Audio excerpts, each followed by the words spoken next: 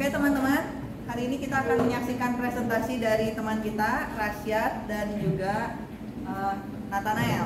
Ya, teman-teman boleh simak pembahasannya tentang security model. Kita kasih aplaus dulu ya. Selamat pagi teman-teman. Jadi di sini saya dan Nael akan presentasikan mengenai modul 1 yaitu AWS Security Models. Apa sih AWS Security Models itu? Jadi AWS Security Models itu keamanan yang dikasih dari AWS untuk pelanggannya, untuk mengurangi risiko keamanan juga, sama melindungi juga data dari di cloud AWS-nya gitu. Adapun beberapa modelnya yaitu keamanan dari cloud sama keamanan di cloud. Itu dua itu berbeda. Berbedanya kalau misalkan keamanan dari cloud itu memiliki tanggung jawab untuk melindungi infrastrukturnya sendiri yang menjalankan semua layanan yang ada di AWS. Untuk keamanan di cloud itu bertanggung jawab dengan mengamankan sistem operasi yang menjalankan layanan AWS. Terus tujuan AWS Security Models itu apa sih? Tujuannya untuk menjaga keamanan kerahasiaan, integritas, keaslian, akuntabilitas, dan tanggung jawab dan privasi membentuk dasar keamanan IT secara umum. Tujuan ini juga berlaku untuk sistem cloud. Namun AWS Security Models ini belum bisa diterapkan one to one karena berbagai macam jenisnya dari layanan cloudnya sendiri, baik dari hardware yang dilayaninya sama penggunanya. Terus adapun kesalahpahaman dari AWS Security Model sendiri, itu ada mungkin kayak ada orang yang merasa dia pelanggan AWS, jadi dia menaruh semua kepercayaan dia untuk AWS sendiri menjaga si produk yang AWS kasih gitu. Namun secara garis besar itu tuh tanggung jawab dari kedua belah pihak. Jadi si AWS ini juga udah memberikan keamanan untuk pelanggannya sendiri, tapi pelanggannya sendiri harus hati-hati sama data yang dia taruh di server dan layanan AWS sendiri. Terus ini juga penting untuk hati-hati mempertimbangkan layanan mana yang dipilih oleh pelanggannya sendiri. Karena beberapa layanan mungkin ada yang AWS Security Modelsnya berbeda, jadi ada yang mengamankan seluruhnya dan ada yang cuma beberapa gitu. Terus ada 4 jenis security models. Yang pertama itu ada shared responsibility model, yang kedua ada architectural model, yang ketiga ada maturity model, terus yang keempat ada governance model. Kalau untuk yang shared responsibility model ini ada itu tuh fondasi keamanan di cloud AWS. Model ini menjelaskan pembagian tanggung jawab antara AWS dan pelanggan. AWS bertanggung jawab atas keamanan dari cloud yang meliputi infrastruktur dasarnya, seperti dia menjaga dari segi servernya, bentuk fisiknya gitu, server fisiknya.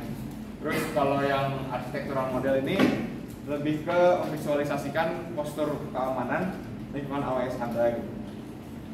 Model ini juga menguraikan berbagai komponen yang terlibat seperti sumber daya, layanan berinteraksi dengan orang lain. Terus ada maturity model. Model ini mendefinisikan kebijakan, proses, dan prosedur untuk mengelola keamanan di lingkungan AWS Anda. Ada governance model. Model-modelnya hanya beberapa model keamanan utama dalam konteks AWS. Memahami model-model ini dan menerapkan praktik terbaik secara mereka sangat penting untuk mengamankan data dan aplikasi Anda di cloud AWS. Lanjut ada teknologi terminologi. Jadi teknologi terminologi itu kalau yang di AWS adalah berbagai layanan produk AWS dalam komputasi cloud, jaringan, dan database. Biasanya digunakan untuk ilmu komputer, teknik, dan bisnis.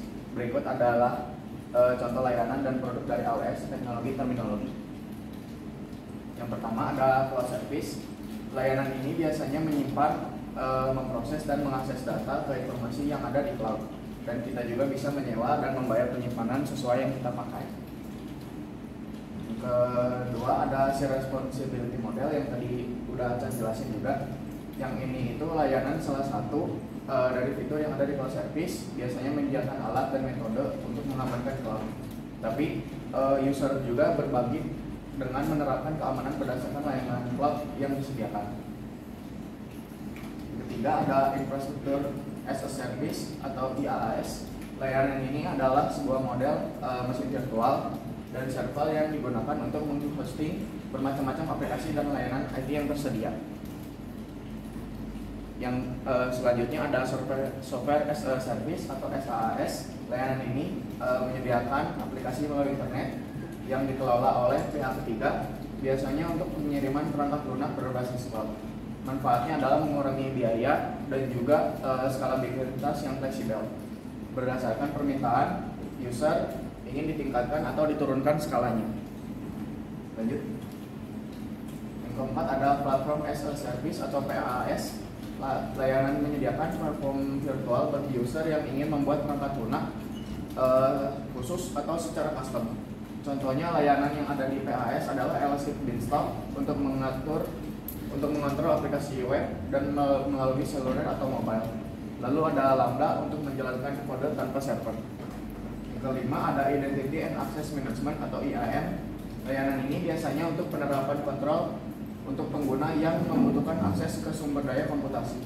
Contohnya mengatur kunci digital untuk berbagai komponen di akun AWS user dan memberikan role hanya untuk memberikan izin sementara kepada aplikasi. Lalu yang keenam ada Principle of Least Privilege. Prinsip ini berpusat pada konsep izin yang paling sedikit harus diterapkan kepada pengguna dan juga akun AWS-nya untuk menambah, mengubah atau menghapus informasi. Jadi hanya sedikit orang yang mempunyai akses. Lalu ada Denial of Service atau DOS. Ini adalah tipe penyerangan. Serangan DOS ini terhadap layanan cloud agar akses ditutup rapat oleh si penyerang sehingga dapat mengganggu layanan yang ada di lingkungan cloud dengan menyerang ke bagian CPU random access atau RAM yang ada di AWS dan juga jaringan sehingga si user tidak bisa mengirim data ataupun mengambil data.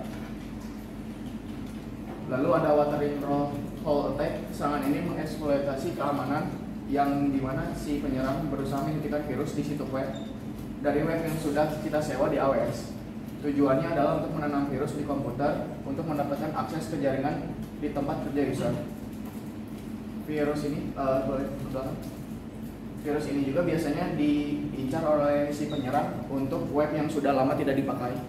Jadi si pengguna tidak sadar gitu kalau sudah ada virus yang ditanamkan di websitenya. Next. Lalu ada multi-factor authentication. Sistem keamanan ini yang memerlukan lebih dari satu metode dari kategori untuk memverifikasi identitas pengguna untuk login atau transaksi lainnya. Jadi sistem ini untuk memastikan apakah ada tindakan aneh dari user yang login dan bisa dicurigai sebagai hacker atau penyerang. Next. Terima kasih.